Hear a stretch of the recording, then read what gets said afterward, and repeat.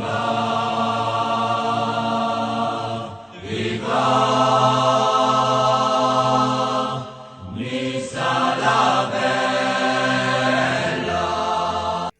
là, je te le dis, je te garantis, dans ce débrief, ça va chier, mon ami. Et bon, amis, on va se faire le petit débrief de ce Montpellier OGC Nice. Donc très rapidement, les pronos gagnants, il n'y en a pas. Alors, les buteurs, encore moins. Voilà, comme ça, c'est fait.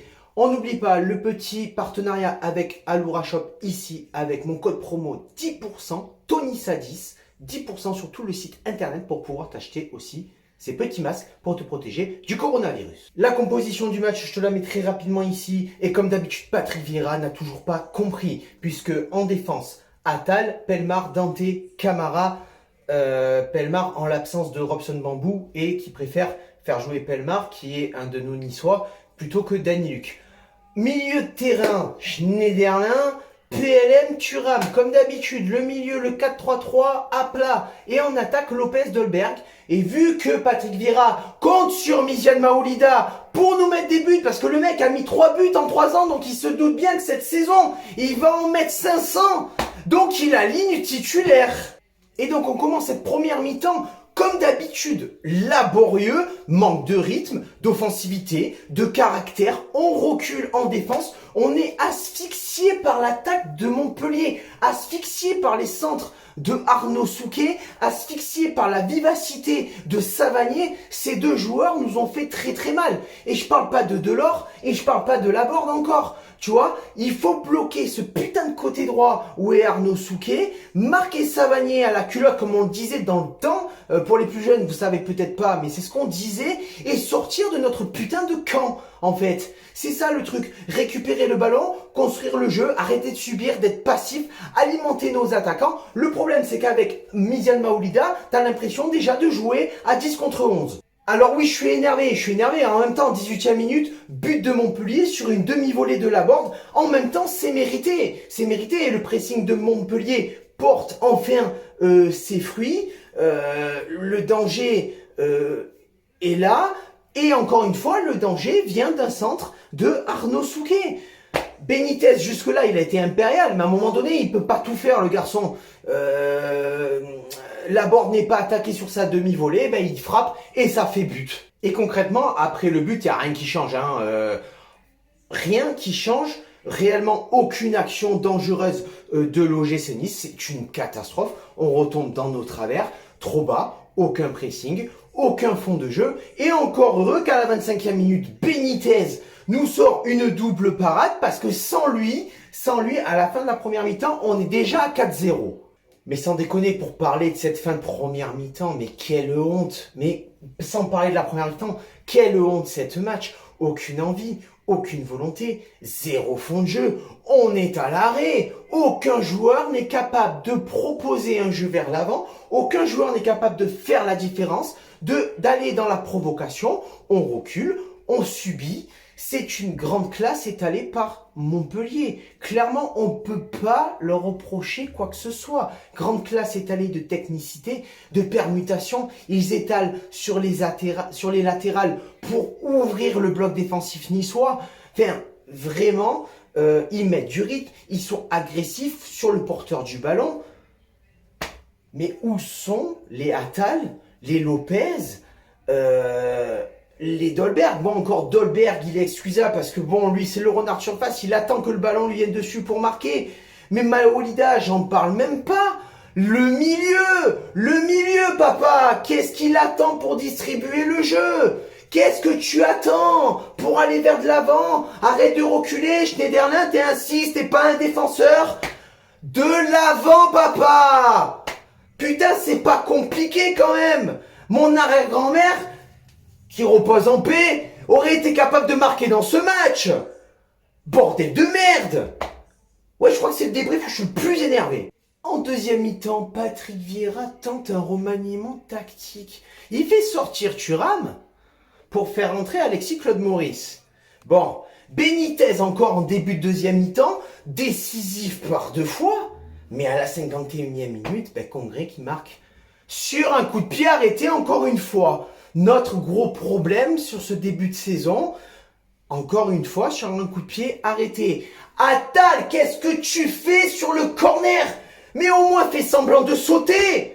Je sais pas, minute 2, saute comme ça, je sais pas, papa. Réveille-toi, tu m'as fait n'importe quoi sur ce match, alors qu'habitude tu es excellent. Tu es excellent. La deuxième mi-temps, aucun mouvement. Ça change pas, aucune provocation. On n'arrive pas à aligner de passes dans les 30 derniers mètres. Comment veux-tu être décisif en attaque? Comment veux-tu être provocateur si dans les derniers mètres, tu n'arrives pas à être décisif? Ça résulte un peu de notre inefficacité offensive. Aucun joueur n'est capable de percuter, de défier la défense. C'est 11 poteaux aussi rigides que Monvier. Et là, on va sortir du match. On prend le troisième but sur un coup de pied arrêté, encore une fois. Nos commentaires, une défense livide, passif, Vieira sans solution. Merci Patrick Vieira de quitter le club tout de suite. Et donc, on va sortir du match 5 minutes. Et on va parler de quoi? Des derniers dires de Patrick Vieira. De ce que dit aussi River. La priorité, ce n'est pas un ailier gauche. Bien évidemment, la priorité, ce n'est pas non plus un milieu, un numéro 10 capable de distribuer le ballon, de faire jouer ses attaquants et de les trouver. Non, avec cette équipe-là, tu vas jouer l'Europa League, tu vas jouer le championnat et la Coupe de France. Comme je te l'ai dit, regarde la dernière vidéo que j'ai faite sur le Mercato, tu vas comprendre. Avec cette équipe-là, tu vas être capable de sortir des poules de l'Europa League. Mais tu te fous de la gueule de qui?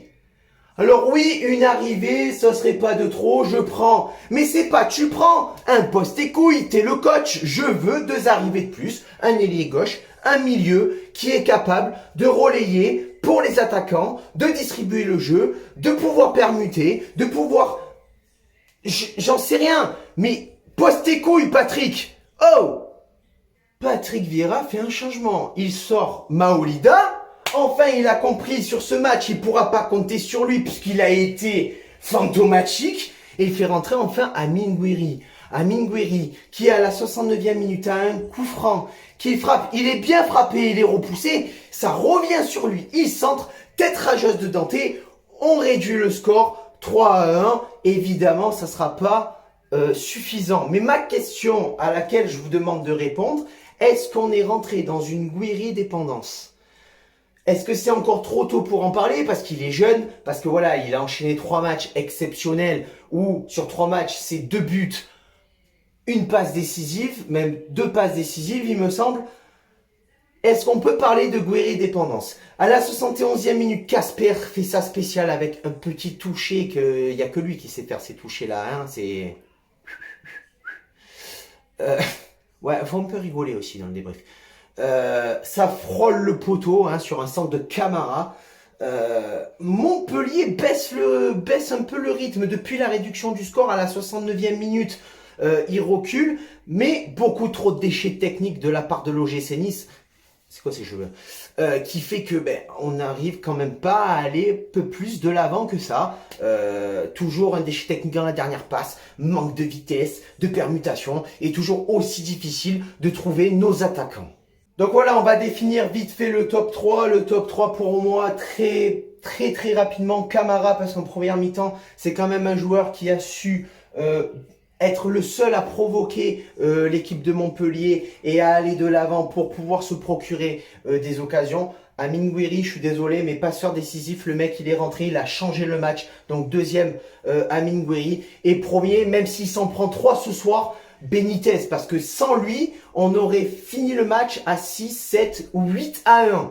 Très clairement. Voilà, donc voilà, ça c'est mon top 3 de ce match. Sur ce, amis Nissart, c'est la fin de ce débrief. N'hésite pas à mettre le prochain pronostic face au PSG. En vue du résultat face à Montpellier, soit objectif. Voilà. Très prochainement, la vidéo sur l'histoire de l'OGC Nice en plusieurs parties qui devrait sortir à partir de peut-être lundi, mardi ou mercredi. La première partie sur ce Ciao Viva la Valletta et Issa Nice.